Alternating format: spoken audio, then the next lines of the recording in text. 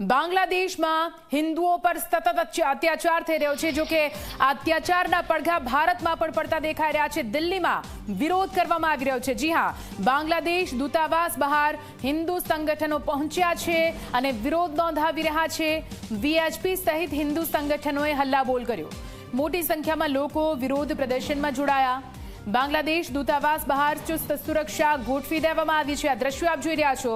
આપ જુઓ દિલ્હીમાં કેવી રીતે વિરોધનો વંટોળ ઉઠ્યો છે અને આ વિરોધ અન્ય કોઈ વાતનો નહીં પરંતુ બાંગ્લાદેશમાં હિન્દુઓ પર જે અત્યાચાર ગુજારવામાં આવી રહ્યા છે, જે અમાનુષી વર્તન હિન્દુઓ સાથે કરવામાં આવી રહ્યું છે, તેને લઈને વિરોધ નોંધાવવા માટે મોટી સંખ્યામાં લોકો પહોંચ્યા છે। અલગ અલગ હિન્દુ સંગઠનોના કાર્યકરો તેમજ સમર્થકો ત્યાં પહોંચ્યા છે અને સતત વિરોધ નોંધાવી રહ્યા છે। આપને જણાવી દઈએ, દિલ્હીમાં આવેલું બાંગ્લાદેશનું દૂતાવાસ અને દૂતાવાસ બહાર આખરે કેટલી મોટી સંખ્યામાં લોકો એકઠા થયા છે આપ જોઈ શકો છો।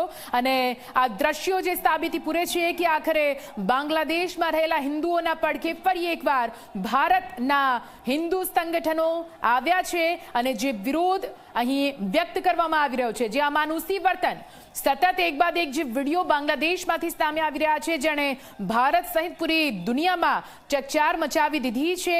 કઈ રીતે અમાનુષી વર્તન અને અત્યાચાર ગુજારવામાં આવી રહ્યો છે, જીવતા સળગાવવામાં આવી રહ્યા છે।